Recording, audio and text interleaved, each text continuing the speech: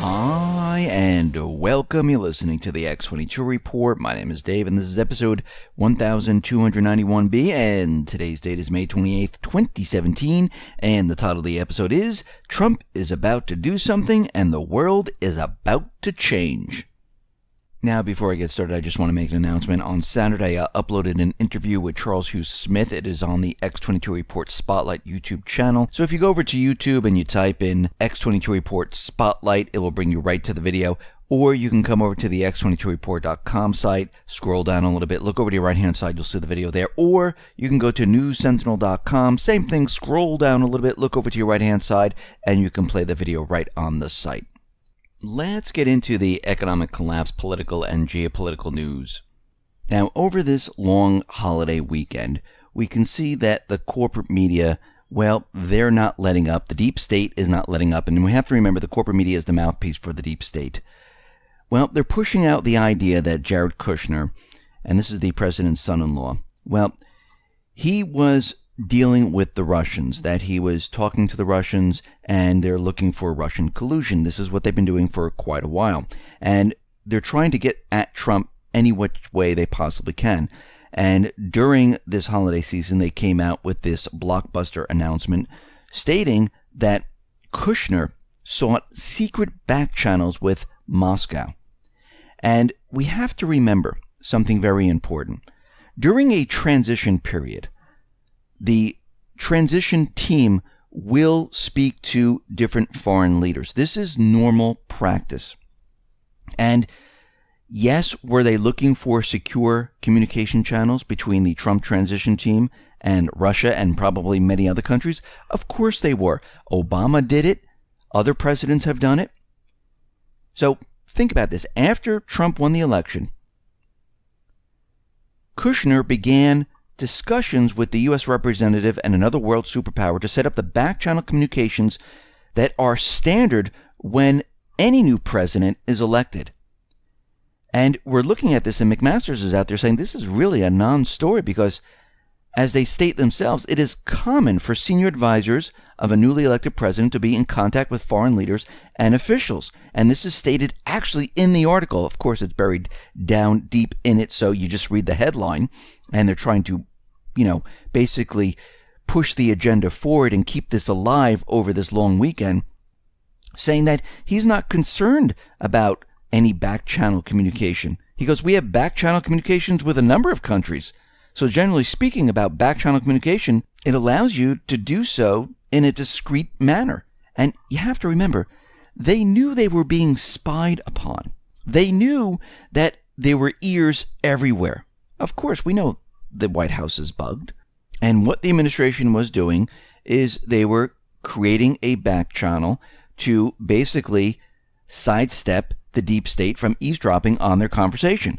That's really what was happening. Actually, if we go back in time, Obama campaign, they opened a back channel to Iran. But of course, that's okay because it's Obama and he is part of the deep state system, so the corporate media really doesn't report on anything like this. And all other presidents have done the same exact thing. What they're doing is they're keeping the headlines out there, throwing out more headlines, and it really does sound like, oh wow, they have this secure back channel. But this is normal for administration. They're just doing it over the long weekend to keep this story out there and to keep their Russian collusion agenda continually pushing forward, even though they have no evidence whatsoever. Now, as we know, Trump was out in the Middle East. He was in Brussels, and he was at the G7 meeting. And it looks like he's refusing to back the climate deal. And it looks like there was no breakthrough. All the other countries are on board with the Paris climate deal. And Merkel was actually very furious about the whole entire situation. She said the whole discussion about climate has been difficult, or rather very unsatisfactory. This is coming from Merkel. There is right now no agreement, but we've made very clear that we are not moving away from our position. Now, Trump has informed multiple individuals, including the EPA administration's Scott Pruitt, that he intends to remove the United States from the Paris Climate Agreement. He also said he's going to make his decision next week on it. And we have to remember what this whole deal is about. Many people think, yes, it's because of global warming or climate change, reducing pollution, and everything like that. Think back on what the globalists wanted to do. They had the TPP, and to make the world as one, they needed to bring countries down to a certain level. They were bringing the United States down to a third world status, so this way workers from other countries could come into this country and actually work. Same thing with regulations. To make the globalist plan work, they needed to have every single country on the same platform with regulations. Everyone had to be equal across the board.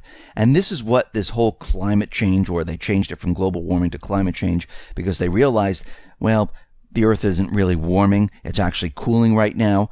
But of course, and their numbers are completely fake, phony, and false. This is why they can't present it to Congress, and this is why they keep saying the science is settled. Science is never settled. Science is always looked at, it's prodded, and you have to continually prove it. And each time someone proves it, someone else proves it to make sure that is proved. And once you do that, then yes, it looks pretty darn good. And then someone else will come along and say, well, wait a minute, there was a mistake, there was a miscalculation. So it's never settled. And what we're seeing right now is this was part of a huge agenda, and this worked along the TPP, the TTIP, and the rest, because they had to bring everyone to a certain level, and they had to control regulations across the board to make this a one world government, a one world currency, a one world system. And that is changing now. Now, if Trump does follow through on this, it's going to change everything, because their entire globalist system would then break down. And again, once they've done that, once they installed the climate change treaty and started pushing forward the regulations, then they were going to bring up the carbon tax. They were going to start taxing people to bring down the debt. And this was all part of their system, but it is completely breaking apart. And was this going to help everyone? No, this was not going to help them. This was going to help the upper 1%, the central banks, the corporations, the elites. That's who it was going to help. The rest, we were going to be in a third world status. Pollution wasn't going to go away. The climate wasn't going to be changed. And they were just going to suck more and more dollars from you, or euros, or whatever currency we were going to be on. Now, there's reports coming out from the corporate media that the U.S. has deployed a third aircraft carrier. We understand the USS Carl Vinson is in the vicinity. We also understand that the USS Ronald Reagan is coming in, but that's going to replace the Vinson. The Vinson is eventually going to leave. Now they're saying the USS Nimitz is expected to be on its way right into this area where North Korea is with the other aircraft carriers, and they're saying we're going to have 3 aircraft carriers there. Well, not really, because the Ronald Reagan's going to be there, the Vincent's going to be leaving, and the Nimitz, well, that has been under repairs, and has been under repairs for 20 months, and they were modernizing it, and they completed it in October, and they spent the last couple of months undergoing training and inspections in preparation for deployment. So where's this aircraft carrier going? Well, it is going to the Western Pacific for 6 months, and it's visiting the Middle East. It's going through the Asia Pacific. So it's not going directly to North Korea like the corporate media wants us to believe. Now, Trump was out in the Middle East, and he was making deals there. Now, this was the cover story to what his real agenda was, because he was letting these nations know. One was the G7, Saudi Arabia. Remember, Saudi Arabia was put onto the petrodollar. Kissinger visited Saudi Arabia and other Middle Eastern countries to set up this entire system. Well, the opposite is happening right now. And everyone's like talking about the arms deal that Trump set up. He used this as a cover story. The Saudi arms deal was great for headlines about the $110 billion in defense equipment and services, but and of course it was the $350 billion in sales over the next 10 years. Policy analyst William Hartung noted that many of the items mentioned as part of the package had already been offered to Saudi Arabia during the Obama administration, including the Patriot missile defense system, multi-mission surface combatants, attack and transport helicopters, artillery systems, and the value of these offers already on the books before Trump stepped into the Oval Office. What Trump did, he used this as a cover story. The corporate media picked up on that. What he did behind the scenes was something completely different. It was the Belt and Road, setting up trade, letting all these countries know it's coming to an end. Things are changing right now. And this is what he was using as a cover story. So we can see things are breaking down now. If all this is followed through on, the plan is going to come out in the open eventually. But a lot of this stuff is happening behind the scenes. We see that the Pentagon, they're out there saying that they're going to mark their first attempt to shoot down an intercontinental ballistic missile in flight. This is going to simulate North Korea attack on the United States when they don't even have a missile that can reach the United States right now. But they're making it look good and making everyone afraid, saying, look, if there's an intercontinental missile coming in, we can protect the country. And it looks like what the deep state wants to do at this point is they want to show everyone that, listen, we can protect the United States if we go in to North Korea and we invade. And it looks like this is what they're trying to do. Now, this system, known as the ground-based mid-course defense system, has been compared to hitting a bullet with a bullet, or more precisely, involves hitting a rocket with a rocket that launches another rocket.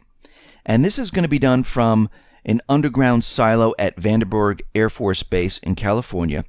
And the missile is going to fly towards the Marshall Islands. There's going to be another missile that is going to intercept it. And, of course, we're going to have to see how this all plays out. But I do believe that this is being used to show that, listen, if we go into North Korea and we have regime change and they try to fire off a nuclear weapon or a ballistic missile at the United States is safe. So let us go into North Korea and have regime change. We see ISIS commanders, well, they are now moving from the Islamic State. They're going over to the moderate rebels. We see this happening in Al Tanf and many other areas because the Islamic State, they're pretty much finished. So they're going back to the moderate rebel or the Syrian Democratic Forces or whatever name they have for them today. But we can see this is exactly what they're doing. Syria has demanded an immediate halt to U.S.-led airstrikes after another 35 civilians were killed by coalition strikes. And they wrote a letter to the UN saying that these strikes create chaos, they help the terrorists launch attacks against government troops, and in no way are they helping get rid of the terrorist groups. And we know this for a very long time, that the deep state, they've been supporting the terrorist groups. They fund the terrorist groups. And many countries are calling the United States out on this. It's China, it's Russia, it's the Philippines, and we can see, and Syria. We're looking at Iran and many other, even Iraq is saying it. And we can see that a lot of countries are starting to realize what is happening here. And they're just coming out and calling out the coalition forces, the deep state, on what they've really been up to. We see that the Islamic State, well, they're urging an all-out war on the West for Ramadan. And of course, they're saying, attack everyone, attack them in their homes. And it looks like this might be part of the deep state plan, because when things start to deteriorate, once they are losing their grip, they're going to resort to a major event. And this is something that we should expect, because we can see right now their plans behind the scenes. The deep state is trying to get us into war, and if everything doesn't go the way they want, they're going to push an event. And we can see that at every turn, they are being stopped. They don't have any evidence of Russian collusion. They're trying to get rid of Trump by impeachment or looking at his mental stability. Or if that all doesn't work, they will try an assassination. And we can see they're doing everything and anything to hold on to their power. Listen, everyone, thanks a lot for listening. Be well, be safe, and especially be prepared. Thanks a lot.